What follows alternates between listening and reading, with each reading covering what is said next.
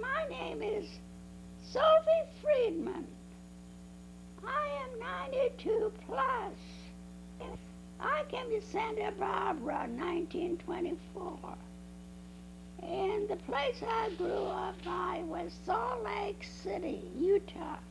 In fact, I've been called many times that I was a Mormon. I have to tell you how we started to have a group. My husband says, you know, we can't have services without a Torah. And so he says, I'll order a Torah from New York. And the Torah came, and before it came COD. And then when he had to go to pick up, he said, I'll go ask a few of the Jewish people that were. There was very few. And he said, would you like to donate towards the Torah? And he said, who needs a Torah? We don't need no Torah. So he came home and he felt the world was come to an end. So I said, well, go ahead and pay for it. I said, you can't send a Torah back. It wouldn't sound nice to send a Torah back to New York. So you pay for it. So I think we still have the Torah in our temple now.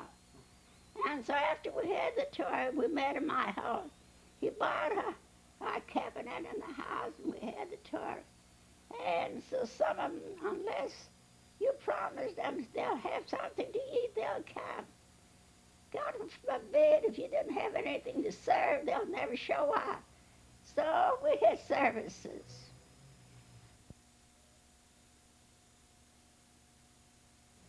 Who was the cantor? We didn't have a cantor. The cantor was my husband. He loved to be cantorial. He had a beautiful voice. And so we didn't have a rabbi until we came to the new temple. And that's us where we got. Our first rabbi was Rabbi Cohn. Cantor Cohn was I think was our first permanent cantor. And whenever we had holidays, we always imported them from Los Angeles. I have to tell you, I found a little story about the cantor. So my husband needed a cantor for the high holidays. He'd run an ad in the Jewish paper in Los Angeles. So naturally, they called back and called. So one rabbi called and said one cantor that he wanted to come up to Santa Barbara. So my husband says to me, now wait a minute. He said, it's quite a trip to Santa Barbara. It's no use wasting your time. I tell you what you do. If you don't mind, give me a sample over the telephone. And so he asked him to sing on the telephone. And that was so funny. But afterward I said, Max, how dare you be so mean? He says, why should I waste his time coming up to Santa Barbara when I can hear his voice over the telephone? So that was the old time.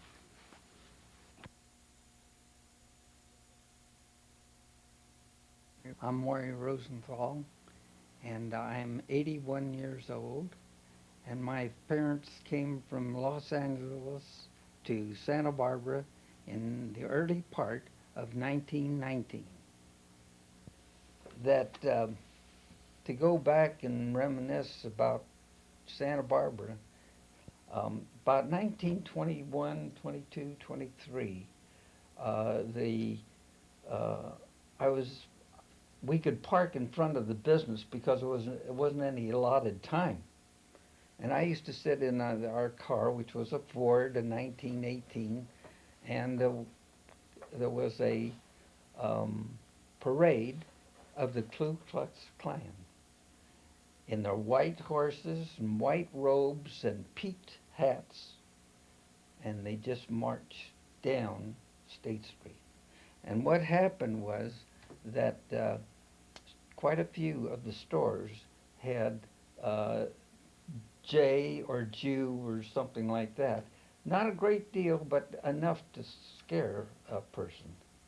And of course, I ran into my dad's store, and it didn't get out there. How did the J get on the store?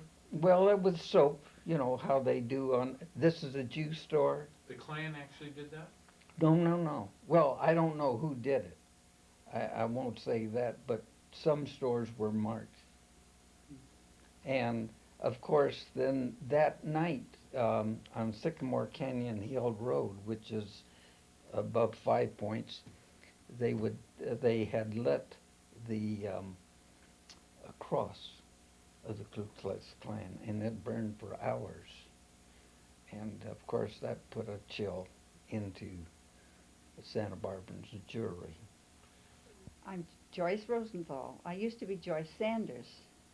My family moved here in 1919 when I was 5 years old. We came from San Diego. Before that, though, the first one was 1920. My mother told me about that. But the first service that I actually remember was in our house. It's 415 East Arriaga. My father put some kind of, sawhorses, I think, and boards across, and imported my cousin, who was 16 and a very bright man, a young man from San Diego, and he conducted the services. And I remember Ralph, davening or whatever you call it, and I guess his folks were there, and a few other Jews. There weren't too many, a few Jewish people. I'm Fred Percal. I was born in Santa Barbara in 1919, making me 73 years of age now.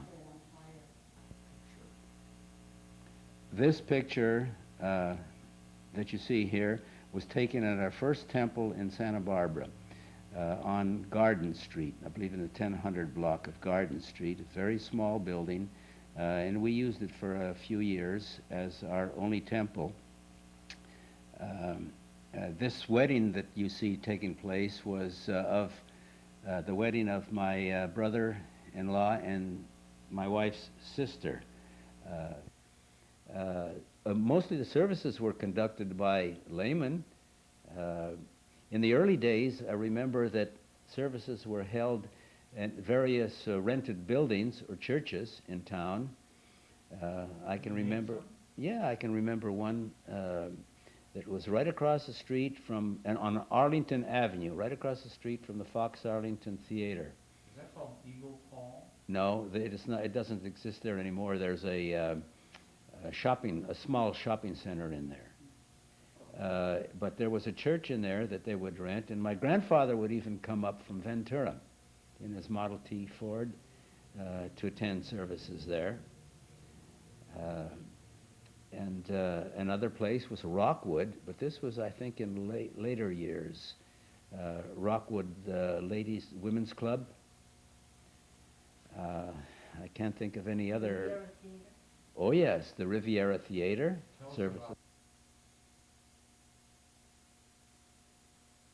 The main thing with the bar mitzvah, as much as I can remember, is that Rabbi Tratner of Los Angeles was the one who wrote out my speech, and I had to memorize that. And that was a big pain to memorize that thing. And what happened was it was a funny thing. I was giving the speech and I was doing very well. And what happened? A fly came by and was buzzing around my nose, and it wouldn't go away. And I was doing like this, trying to wave it away. And people thought I forgot, what my speech was about. But that was funny. And then, of course, I remember the visitors and people who came to my bar mitzvah were all seated around, must have been 20 or 30, thereabouts. And with my speech there, I got a lot of presents. And today I am a fountain pen. One word. You didn't know one word of Hebrew? No, for your bar mitzvah? one word. No. So all that you did was give a speech and read? Gave a speech, yeah, and received presents, and enjoyed life. But I didn't get an education, and that I regret greatly. Gee, My that's folks, interesting. No Hebrew. no Hebrew. Um, And yet, they go around saying he was the first bar mitzvah boy in town. Well, sorry to say, but I didn't hear anything. that's interesting.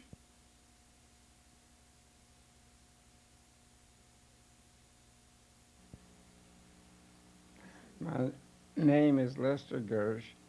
I'm 92 years of age, and I came to Santa Barbara permanent residence in 1924. Well, in 1931, I traded in a lot for an old grocery store. I converted it into our synagogue and turned it over to the community.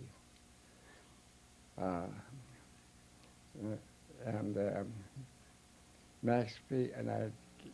gave the key to Max Friedman, who was at that time the president of the organization. An old grocery store with single walls, as I said before, and I traded in a lot we had for the property, and then I, at my own expense, revamped it. I put in the needs. The floor was rotten, the walls were I revamped it. It cost me over $4,000 of my own money. I didn't have it, but I borrowed.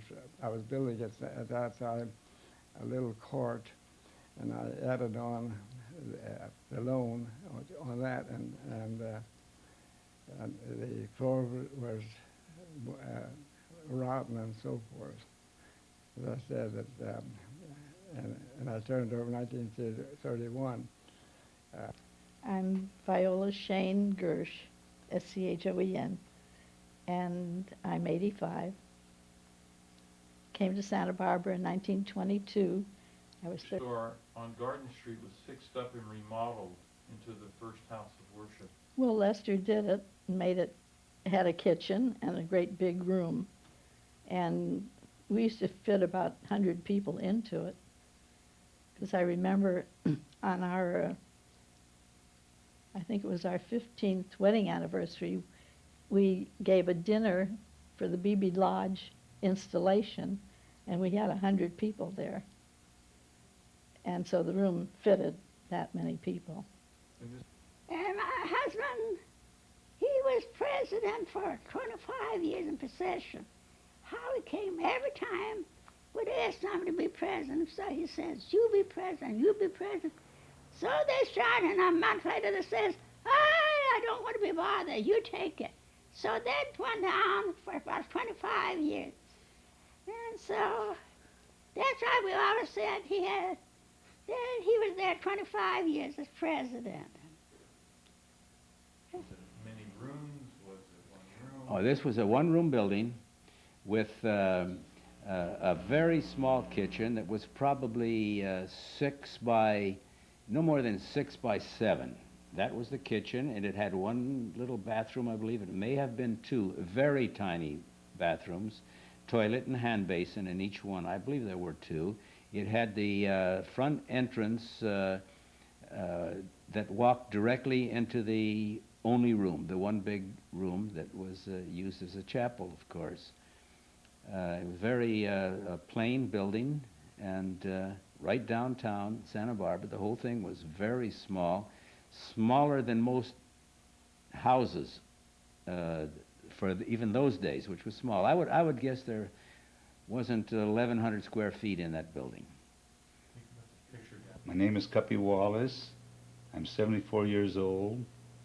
My family and I had moved from New York to Los Angeles to Santa Barbara in 1924. What stands out that you recall? Well, I guess I should say that having to sit there in the temple on Garden Street and wanting to go outside, and the parents say, "Stay here. You got to stay." And the minute you went outside, if you're gone for a long time, they'd be sure to come out and get you and bring you back in. Not that you were understood what was going on in the early days, but it was just that they wanted you around. What was the Garden Street place like? Well, the only way I could say that, it was like a white building with a window in front and 4 walls and 4 steps to go up into the opening, and inside was just an open area with seats and a pulpit up in front, small stage. And what did you do for a rabbi or Oh, God. services? Well, most of the people in those days, they all thought they were rabbis. They would all get together, and after it was over, they'd say, this was wrong, it should have been this way, and there was a lot of dissension whether the services was carried on correctly until the Garden Street Temple wasn't that big to have a choir in there, for one thing. Did you have prayer books? Yes, You did. but they were strictly all in Hebrew. They weren't half English and half Hebrew. They were all in Hebrew. How could you read the prayer book when there's nobody to teach Hebrew? I mean, other than your Well, family. you just learn. It's like what did they do in the olden days when there was no school? Everybody learned. You put it together, and of course you couldn't sing like the old people, but outside of that they had it was pretty good. You'd follow them with your fingers so you wouldn't lose the place. Once you lost the place, you had a heck of a time finding out where they were, and you look over at your dad's book, and he was singing it all from memory, they just had the book. Half the time they didn't use a book, But that's about I think that's the way it was when we were growing up.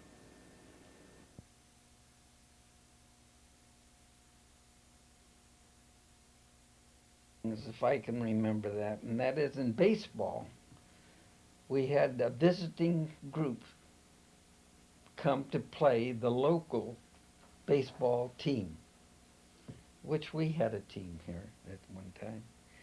And who were the players? Well, none other than the grand old Babe Ruth. And when he was pitched to, he would park the ball way up on the hill, which no one ever got up that far because he was so powerful. And he was quite something, and he autographed and so forth. And his friend, Lou Gehrig, played first base, and he was quite a guy.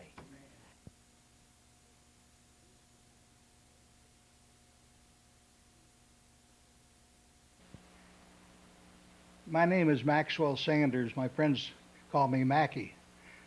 And I've lived in Santa Barbara almost all of my 73 years. I was born in San Diego, and I came to Santa Barbara because I wanted to be near my mother. I was 3 months old at the time, and been here ever since. Mackie, what do you have in your hand there? Tell us about what you have in your hand. Well, I'm looking at a confirmation service that was held in 1936, and I see 3, 6, 9 names on there. I'm one of them, and I remember the part of the service that I had to conduct. It was a service that we did, and all I remember is the first word was Olenu. I memorized it by heart, but today I remember one word, and that's all I can tell you about that. Where was that held? Where was the service held? The confirmation, where was it held? It was held in the confirmation was held in new temple. Well, actually, the temple was 5 or 6 years old at that time. I think it started in 1931, and this was 1936. It was on Garden Street, right below Sola, I believe.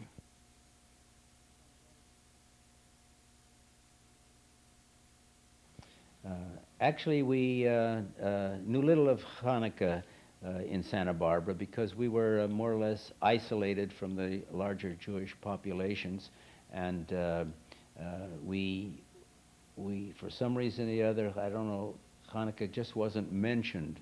It was many years later that I learned of Hanukkah in the place of Christmas. Christmas in our house wasn't celebrated either. So I think that it was refreshing to me to learn that there was a Hanukkah, and I can enjoy it even more today than if I had been brought up with it.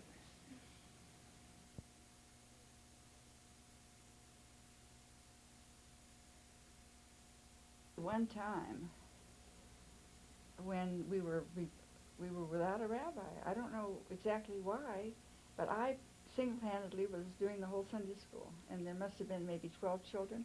On Sunday morning, I took the car and went around, picked them all up. Nobody who checked up on me, and nobody who questioned me. The parents were tickled to death, and took them off because there was no rabbi. So I just took it upon myself to do it, and I did it. And would you take them home? Mm-hmm. Of course. There was a bus service thrown in. How did you transport them? I mean, In my car. They were all piled in. There were only about 8 of them, and little kids. And I remember I knew one song that I could play on the piano and we could all sing. It was Rock of Ages, and we sang that every Sunday.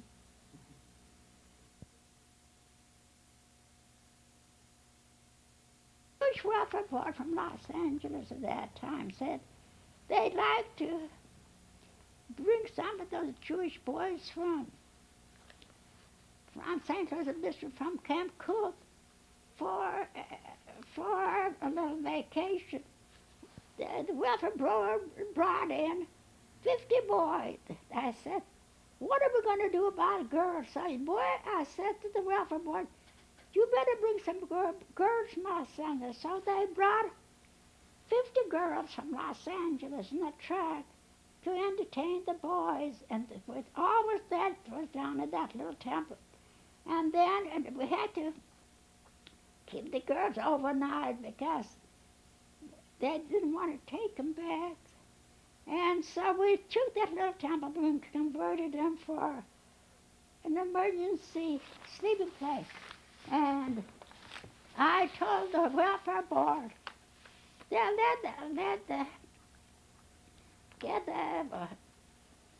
get some carts from the army.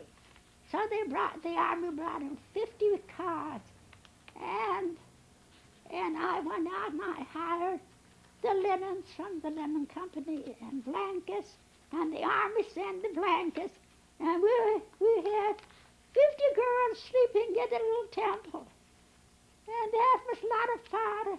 And so the funny part was, my husband, he never made a bed in his life.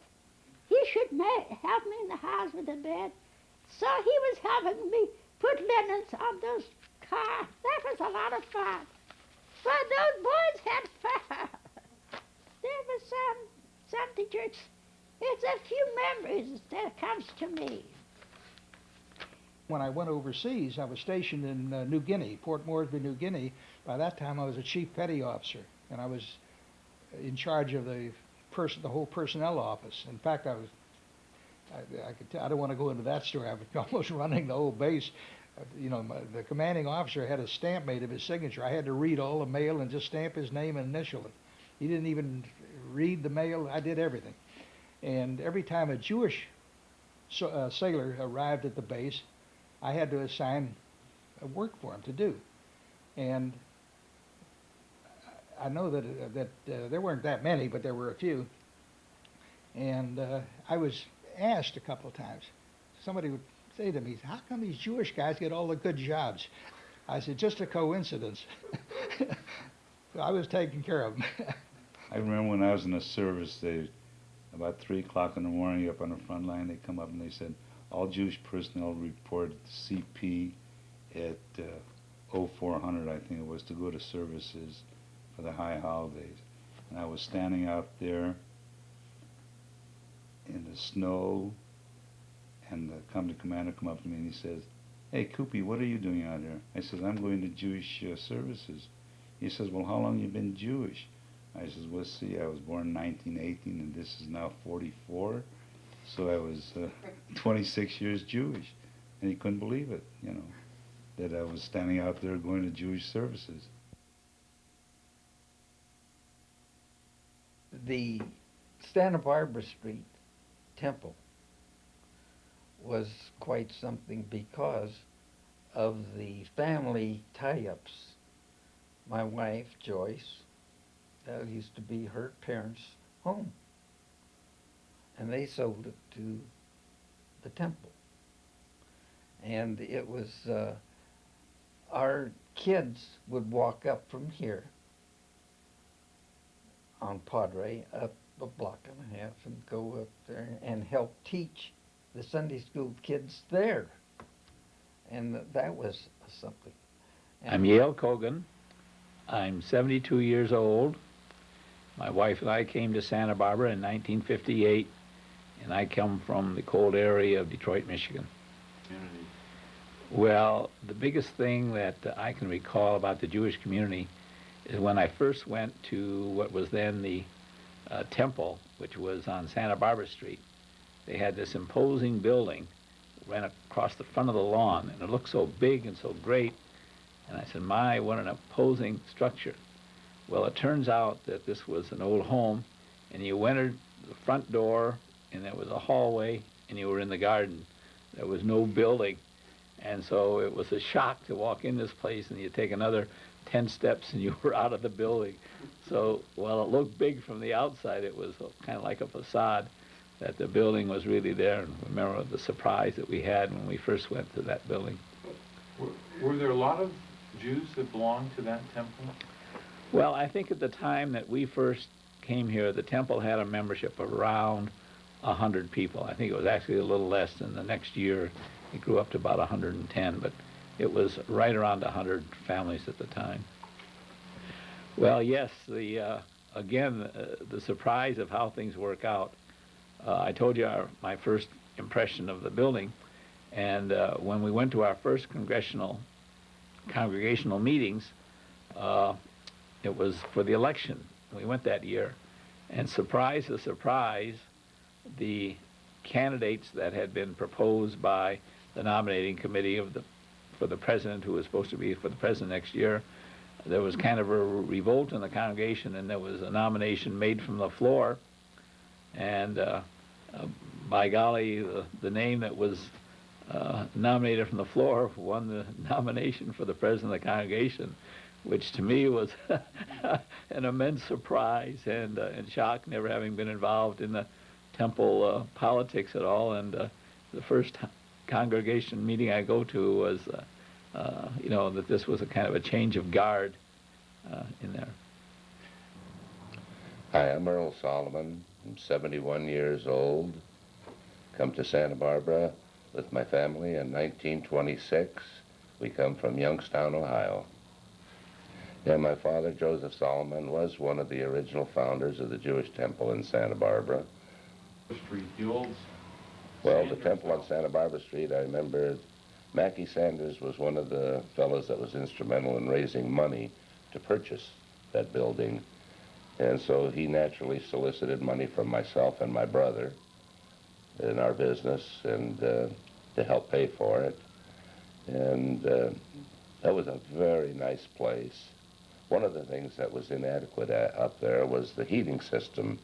And I was on the temple board at one time, and I was appointed to take care of the heating system because we had an old oil burner in the basement. So I got a friend of mine who's a plumber and a gas man, and then I got a hold of a man from the gas company to come up and make a survey of the building, and they recommended that we put in 2 furnaces, one upstairs and one downstairs, so that it would better heat the building, and that's what we did. And we got that heating system in, and that worked out real good. It's one of the good things I did for that part of the temple.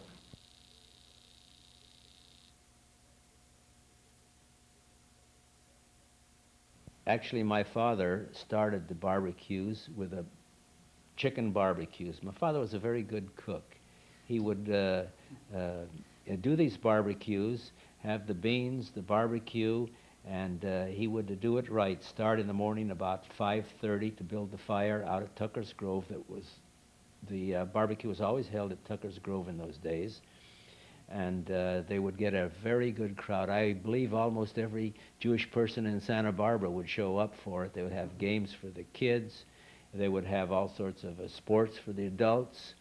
And everyone, I believe, had a real good time. I can tell you that the food was excellent. It was perfect every time. Then in 1956, I was the president of the lodge, and we had a very active lodge. We had a community picnic, which I'll show you the pictures of after a while, and it was attended by an awful large crowd. We got everybody in Santa Barbara out there, all the Jewish people, to this picnic every year. What would you do at the picnic? Two things I would do. With my truck, I would do all the hauling, and I would help do the preparing and help do the serving, help do the cooking, a little bit of everything, a jack of all trades. Turn the chicken, make the salads, wash the pots and pans, all the stuff back, did everything. And where was it held? Tucker's Grove. They just wanted to come. The food was so good. And the fellowship. And they used to play cards after the picnic and schmoose and visit with friends.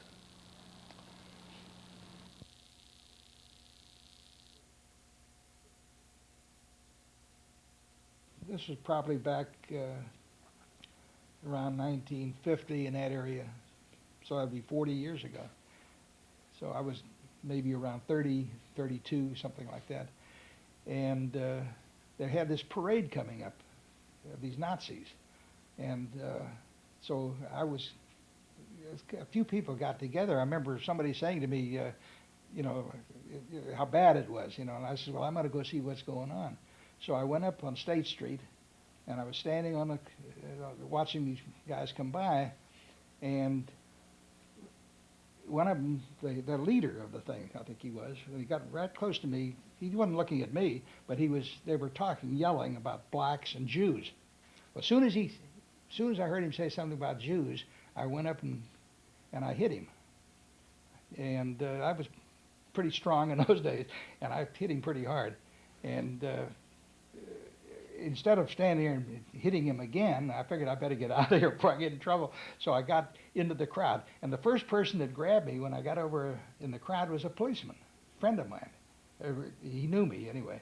He says, he just, go that way. You know, he was helping me that nobody would see me or anything.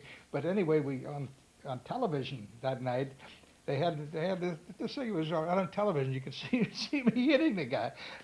And I never heard anything from anybody except people that saw it, you know, on television. Came and says, I see you hit this guy on television. They were shaking hands with me for doing it. I wasn't proud of that, but I'm just telling you that happened. I lost my temper.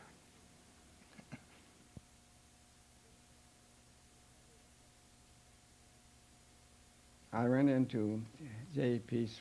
Smith, who was brought here from Houston to take over the Crocker chain, and we became, fairly good friends. I came in then to raise a loan, and while we were talking about raising a loan, I was paid 7 3/4%. I said, "Have you been approached to make a loan on our temple?" He says, "No." I said, "Well, I might as well tell you about it." And I did, and I said, can you make us a loan? He said, "I can't make it on brick and mortar." I said, "You can't foreclose on a temple." He said, "Bring in 10 of your leading members." "Oh, how are you going to 10 of the leading members?" to sign the note. And then how are you going to repay it? I said, well, we have pledges for $350,000. So I said, JP, yeah, I can't do that. I said, as you know, I owe you so much money, and as you know, on a note, any signatory is responsible. I said, I would be lost. He said, are you incorporated? I said, yes. And I said, bring in your secretary, president, and yourself to sign the note. Well, I did, and The loan? I guaranteed the loan. I put my head in the block. Why did you do that, Lester? Because I'm a damn fool. And so we started out for a search for a site first, and we tried to look everywhere that we possibly could for a location. And we tried, first of all, in the downtown area and the other places, but space big enough to accommodate a temple was just impossible. And various different pieces of parcel that were available or that were big enough, for whatever reason, we either couldn't afford them or the people didn't want to sell. And so we expanded our horizons. And eventually through Buckner, what's her first name? I forget her first name. Gloria Buckner. She located this property out along San Antonio Creek Road. And we went out there and the price was fair. And what we did before we... What was the price? I think it was $8,000 an acre. And how many acres? We had 5 acres. And what we did is we took a big map. I got a big map of the South Coast area, and we plotted the location of every Jewish family that we knew in the Santa Barbara area and calculated where they lived in relationship to this parcel that was on San Antonio Creek Road. And so we laid out the location of this property in relationship to every Jewish family that we knew in the community. And something like 70% of the Jewish families were less than 5 miles from the location of the temple. And I think that beyond that, then I think there was only like 5% that were more than 10 miles from where the temple was. So it turned out to be a very convenient location. It was off the path. It was beautiful property, and you could see across the area, and the price was very good. And so we at that time then made the arrangements to take an option on the property. Gosh, you know, I don't remember. I think the budget for the whole property was something like $500,000. And through Lester Gersh, when we eventually got the plans drawn and everything else, we were able to get a loan. I think it was either $225,000 or $275,000. I don't remember exactly how those figures were. And so the rest of it we had to raise in terms of cash. And that was a great getting together of the whole community at that time. I have here a brochure which we sent out for the mailings for people to, you know, to see about the building and the people who were involved in the affair that we went there to do it. We did a number of other programs, and we decided that we would really need a professional fundraiser to help us with the whole project. And we got, it was again decided to design the building and do everything else like that. So we had traveled with the architects. We selected from a number of firms who had experience in building religious structures. We selected a local firm, Kruger, Benzer, and Ziemer. And I, together with some of the staff from Kruger, Benson, and Ziemer, we travel all over the Southland to visit various different religious structures, Jewish temples primarily, to get some ideas as to what we should look for and what we should have. And so the plans were developed up, and then we got this fundraiser. I would have to indicate that probably the prime mover in getting this whole thing organized in terms of fundraising was Robert Hartzman. He was a great leader and great motivator for other people. We had contemplated that the temple, in those days, remember, I think we had 120 families maybe a little more at that time. And so we had projected a 500 family congregation and figured that that would probably be, what the temple was really designed for. And now we're, I think, probably over 500 families. But at that time, 500 families was considered to be a really a long time goal. And this, I just noticed now, has the date of May 28, 1967. So this was at the time that we were just starting to organize our fundraising drive. And so this was the beginning of the time that this is announcing that we were going to have it. And here's the drawing of the plant that we had. And we're going to go ahead and start to work to do it.